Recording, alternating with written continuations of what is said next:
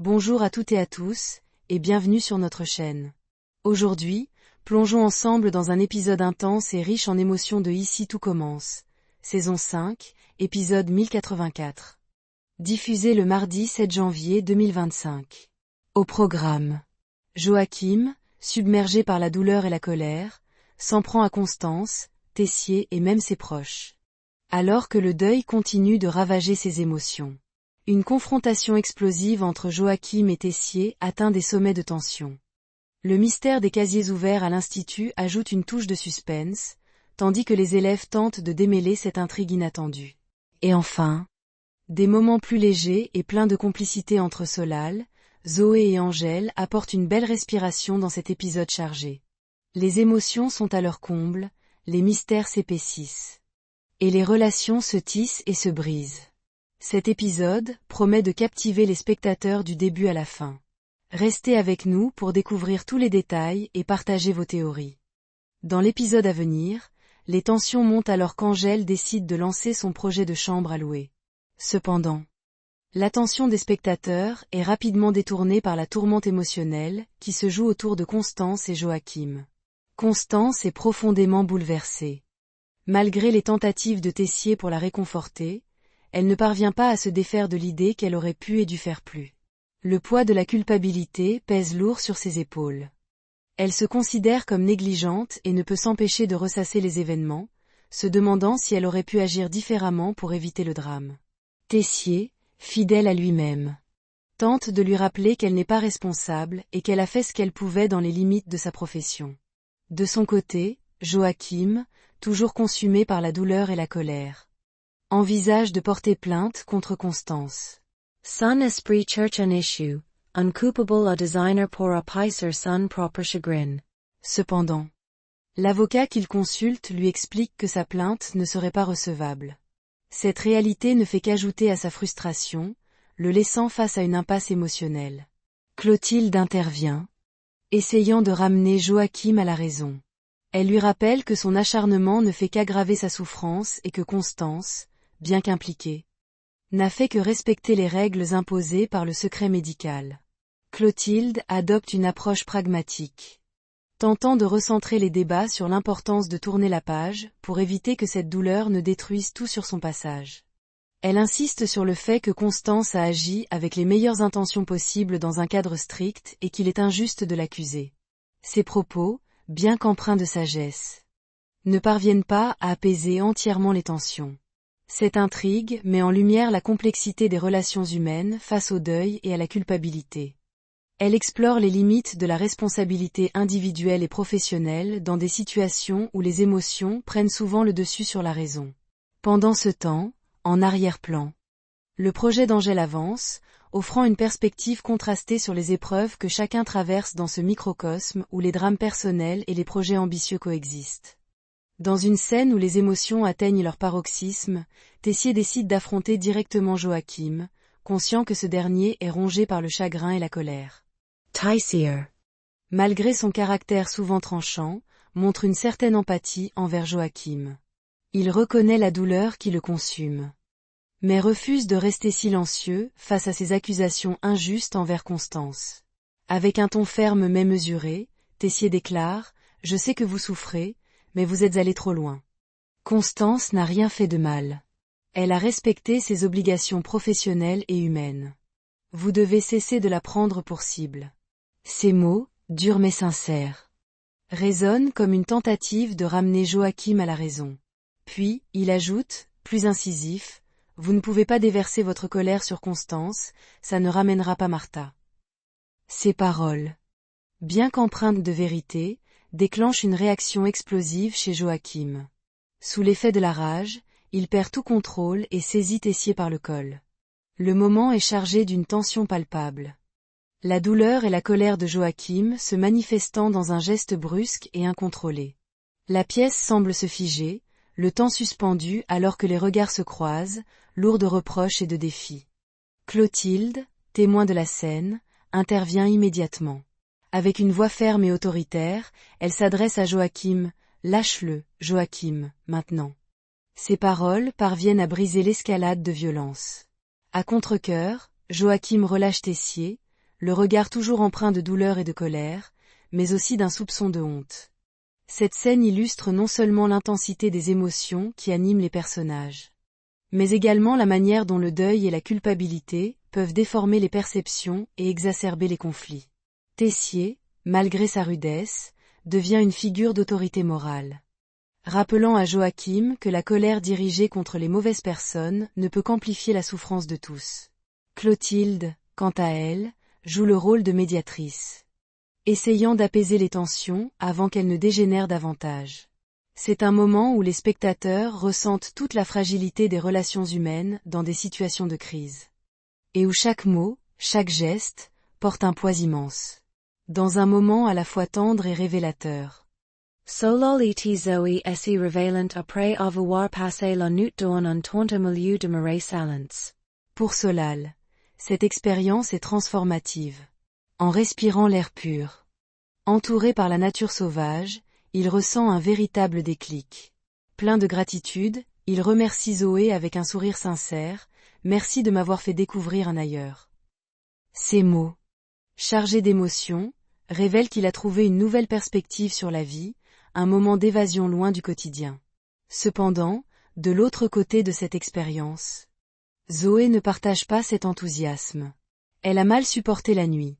Le froid, l'inconfort du camping, et le bruit de la nature l'ont laissée épuisée et agacée. Pourtant, voyant combien cette expérience a marqué Solal, elle préfère garder son ressenti pour elle. Je ne vais pas gâcher ce moment pour lui, pense-t-elle.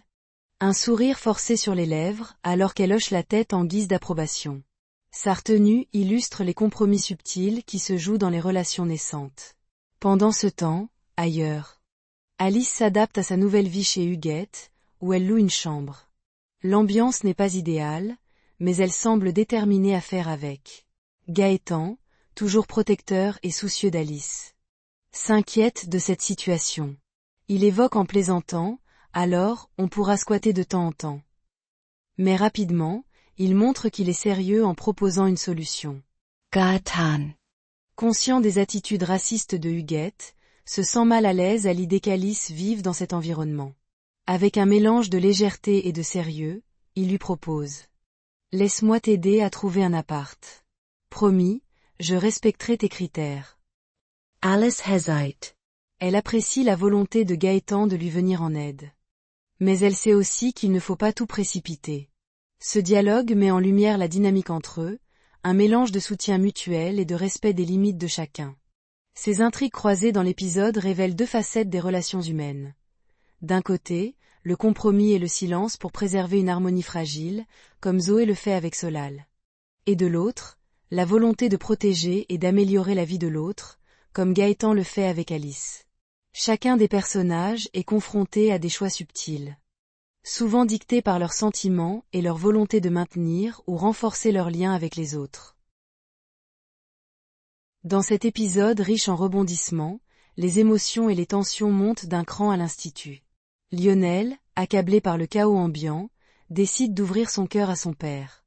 Il avoue sans détour, « J'ai du mal à me concentrer sur mon master avec tout ce qui se passe ici. » Le poids des événements récents semble affecter sa capacité à avancer sereinement dans ses études.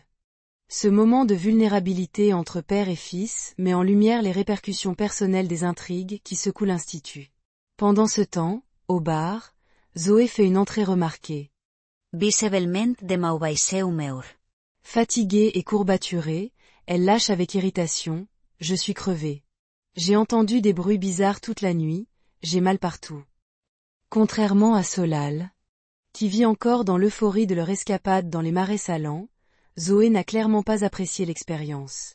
Elle tente cependant de dissimuler son agacement face à Solal, qui, enthousiaste, partage sa révélation, cette reconnexion à la nature, c'était incroyable.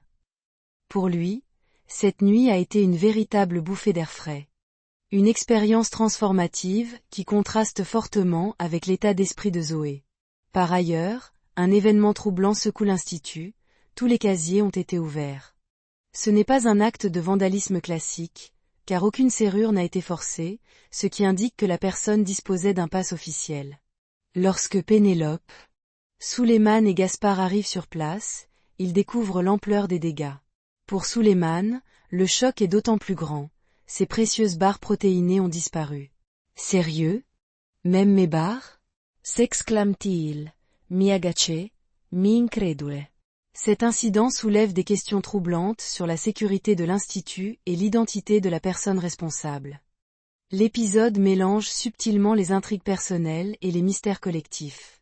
D'un côté, les défis émotionnels de Lionel, Zoé et Solal explorent des thèmes universels tels que la pression, la fatigue et la quête de sens. De l'autre, l'incident des casiers introduit une dose de suspense, mettant en lumière une menace interne qui pourrait déstabiliser encore davantage l'institut. Les spectateurs sont laissés avec des questions pressantes. Qui a ouvert les casiers, et pourquoi? Et comment ces événements affecteront-ils les relations déjà fragiles entre les personnages? Dans cet épisode, les dynamiques personnelles et les opportunités professionnelles s'entrelacent pour les personnages. Angèle, toujours proactive, décide de mettre à profit les espaces disponibles à la ferme en proposant de louer des chambres. Lorsqu'elle en parle, Alice se montre immédiatement intéressée. Avec enthousiasme, Angèle lui propose. Passe à la ferme, tu verras si la superficie te convient. Ce projet offre à Alice une nouvelle perspective, loin de son logement actuel, tout en permettant à Angèle de valoriser son environnement. Pendant ce temps, une discussion légère mais révélatrice s'installe entre Gary et Solal. Gary, au courant des mésaventures de Zoé, lui confie « Tu sais, Zoé n'est pas vraiment fan du camping sauvage. » Amusé, Solal ne peut s'empêcher de partager un détail cocasse. Oui, au réveil, elle s'est embrouillée avec une mouche. Ce moment humoristique met en évidence le contraste entre l'enthousiasme de Solal pour la nature et l'exaspération de Zoé face aux petits désagréments du camping. Plus tard, Zoé se confie à Solal. Reconnaissant que ses attentes pour cette nuit sous tente étaient biaisées, je crois que j'ai surcoté mes souvenirs de camping en famille. Elle réalise que ses souvenirs d'enfance ne correspondent pas à la réalité actuelle, et son honnêteté permet à Solal de mieux comprendre son ressenti. Cherchant à lui faire plaisir et à transformer cette déception en une expérience positive, Solal propose une alternative bien plus confortable. Que dirais-tu d'un week-end dans une maison familiale, avec une piscine à débordement? Zoé, séduite par cette idée, laisse entrevoir un sourire. Ce moment démontre une belle complicité entre les deux personnages, où chacun s'adapte pour satisfaire les attentes de l'autre. L'épisode joue sur un équilibre subtil entre légèreté et sincérité, mettant en lumière l'importance de la communication et des compromis dans une relation. D'un côté, Angèle avance dans son projet d'accueil à la ferme, offrant un nouvel horizon à Alice. Et de l'autre, Solal et Zoé apprennent à ajuster leurs attentes respectives pour construire des souvenirs ensemble. Les spectateurs sont invités à suivre ces évolutions avec un mélange de curiosité et d'attachement pour ces personnages qui cherchent, chacun à leur manière, à s'épanouir dans leur quotidien. Dans cet épisode intense, le mystère des casiers ouverts à l'Institut s'épaissit, et les tensions entre les personnages montent à leur paroxysme. Antoine Myriel révèle qu'il a perdu son passe pour les casiers, ce qui soulève des questions sur une possible implication accidentelle ou un vol. Pendant ce temps, les rumeurs et les spéculations vont bon train. Léonard rapporte à Quentin que Gaspard pense que le coupable n'est autre que le fantôme de Martha, un commentaire qui divise profondément. Quentin et Léonard, visiblement mal à l'aise, expriment leur désaccord. On n'aime pas qu'on plaisante avec la mort, c'est un sujet sensible. Gaspard, toutefois, prend cette idée très au sérieux. Dans une tentative de provoquer une réaction surnaturelle, il décide d'invoquer les esprits dans une chambre, avec Léonard comme spectateur involontaire. Alors que Gaspard se plonge dans son rituel. Joachim, qui entend tout depuis une autre pièce, est submergé par une vague de colère incontrôlable. Il fait irruption dans la chambre, interprétant la scène comme une insulte à la mémoire de sa sœur Martha. Sans chercher à comprendre, il s'en prend violemment à Léonard, qui pourtant n'a rien fait de mal. « Ça va pas de salir la mémoire de ma sœur comme ça ?» hurle Joachim avant de le frapper. Ce moment dramatique est suivi par une confrontation entre Joachim et Pénélope, où il confesse l'ampleur de sa détresse et de sa perte de contrôle. « J'ai empoigné Tessier, j'ai complètement pété les plombs », admet-il. Conscient de ses actions, mais impuissant face à ses propres émotions. Dans un élan de sincérité brutale, il ajoute « J'aurais pu me battre avec n'importe qui ». Ces paroles révèlent un homme au bord du gouffre, incapable de gérer la douleur et la rage qui le dévorent. Cette intrigue explore les conséquences du deuil et la manière dont il peut exacerber les tensions, engendrer des malentendus, et pousser les gens à agir de manière irrationnelle. Joachim est clairement submergé par des émotions qu'il n'arrive pas à maîtriser, tandis que d'autres personnages, comme Léonard et Quentin, tentent de maintenir une perspective plus mesurée face à ce climat électrique. L'épisode mêle mystère, émotion et conflit, offrant au spectateur une plongée dans les complexités des relations humaines face aux traumatismes et aux blessures non résolues. La question reste ouverte. Que va-t-il se passer, maintenant que Joachim a dépassé les limites? Et le mystère des casiers, lié ou non à ces tensions, trouvera-t-il une explication? Et voilà. C'est ici que se termine notre analyse de l'épisode 1084 d'Ici tout commence. Cet épisode nous a offert une palette d'émotions intenses, entre la douleur de Joachim, les confrontations explosives, et les mystères intrigants de l'Institut. Chaque personnage, à sa manière, traverse des défis qui captivent et émeuvent les spectateurs. Et vous, qu'avez-vous pensé de cet épisode? Les actions de Joachim sont-elles justifiées par son chagrin, ou a-t-il dépassé les limites? Et que dire de ce mystère des casiers ouverts? Simple coïncidence ou nouvelle intrigue à venir? Partagez vos avis et vos théories dans les commentaires, on a hâte de vous lire. Si cette vidéo vous a plu, pensez à mettre un pouce bleu pour nous soutenir, à vous abonner pour ne rien manquer des prochains résumés et analyses, et à activer la cloche pour rester informé de toutes nos nouvelles vidéos. Un immense merci pour votre fidélité et votre enthousiasme. Prenez soin de vous, et à très bientôt pour plonger à nouveau dans l'univers palpitant d'Ici tout commence. À la prochaine.